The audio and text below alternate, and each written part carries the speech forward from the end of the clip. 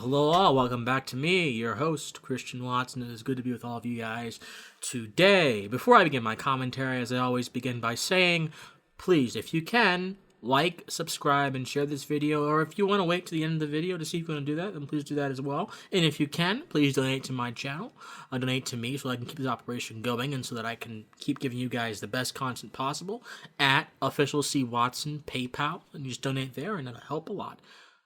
So, there is an image that is haunting many Americans, many freedom-loving, conservative, libertarian Americans, Americans who understand the purpose, the foundation and the purpose of the foundation of the American experiment. It's this image right here. And of course, those of you who have been politically observant will know very well who these two individuals are, and those of you who have not been politically observant, well, I'll tell you something. Raphael, Warnock, and John Ossoff, the two politicians who just clinched the mantle of victory and are transcending and ascending to the halls of Congress, to the crown jewel of the Republic, to legislate and impose their leftist agenda onto the world. Those two individuals. And their ascension is result of nothing other than a senatorial race that happened a few days ago, in which David Perdue and Kelly Loeffler, the two incumbents in Georgia, were soundly defeated by them. Well, not soundly, but defeated.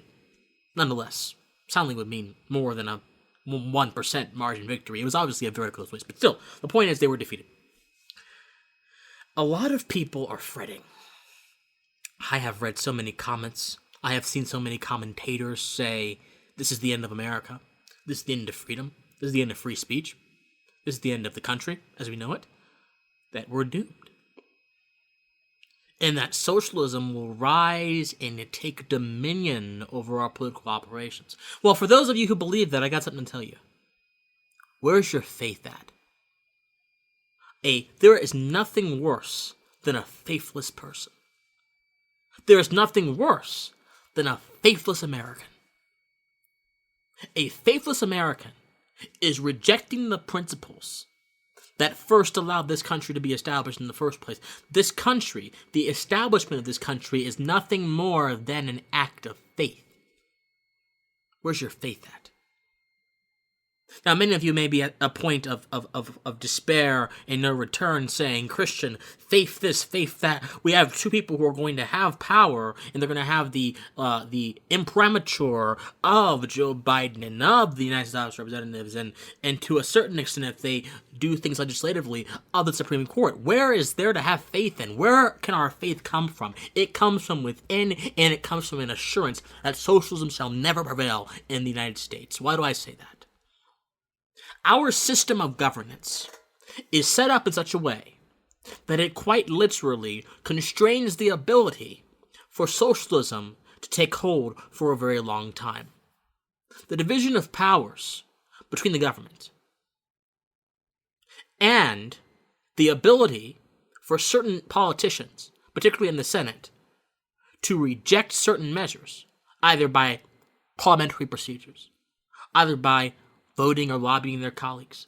All that stuff which occurs under the auspices of the Republic, which simply means res publica, for the public, as was said back in that ancient Latin phrase in ancient Rome. All of those machinations make it harder for socialism to manifest, even if a socialist party or a party that is sympathetic towards socialism is in favor of it. And most importantly, this country is constituted of laws in courts, and the courts exist to preserve the Constitution. Well, the outgoing president has had more federal judge appointments than many presidents ever did. Now, some of those appointments, I imagine, are going to be people who I might find a little bit scary, who may not always adhere to the Constitution, who may be authoritarians. But a great many of those appointments, I'm certain, are people who want to preserve the Constitution, who want to preserve liberty, and who care about individual freedom. Any policy that goes against the spirit or principle of those things, you will be reliably challenged in court. But these are all practical reasons as to why you shouldn't be scared. I'm getting tired of talking about practical stuff. Oh, well, here's a study here. Here's a reason here. I'm tired of that. I'm getting sick of that.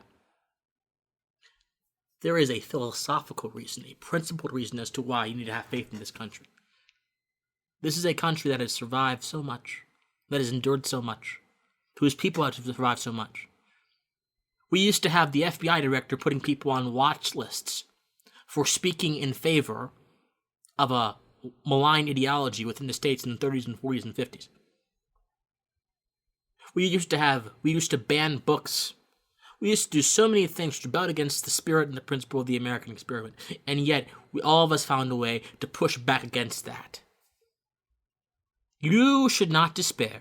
You should not fret. You should not worry, because there is going to be a tie in the United States Senate, and there's going to be an even slimmer Democratic majority in the House. You should not fret because of those things. You should be happy that our government will now be forced to work together, because there are Democrats who will not go along with the socialist agenda. There are Democrats, some of whom, particularly Joe Manchin, who do indeed believe that America's promise is a little bit bigger, a little bit greater than to be whisked away by the ornate-sounding whims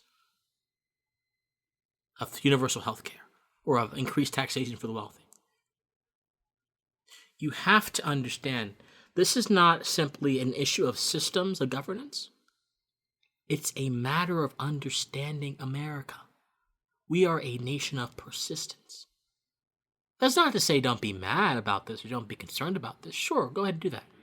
But understand that America persists, our principles persists, and so long as all of you keep America within yourself, and you exert that self-awareness, that American self-awareness that you have embodied in the center of your heart, the seat of your heart, and you put it out in every action you have, the social actions, where you educate your friends and family as to why the policies of the incoming administration will be destructive to their individual freedom and destructive to who they are as people. When you educate, when you cause a revolution within the heart, within the mind, there is no legislative action that can stand against that righteous reality. So be righteous. Educate your friends. Educate your family. Tell them why socialism is wrong. Tell them how they can tap into and unlock their inherent human greatness, which is enshrined in the promise of America and enshrined in our founding documents. And affirm their ability. Affirm their waning optimism. Because this country is a little bit too great, a little bit too tough to be defined by a single election. Think on it. As always, my friends, I love you. If you've enjoyed this message, please like, comment, subscribe, and share. If you can, please donate to my PayPal, which is at officialcwatson@gmail.com. But until next time, my friends, please, I urge you, stay pensive.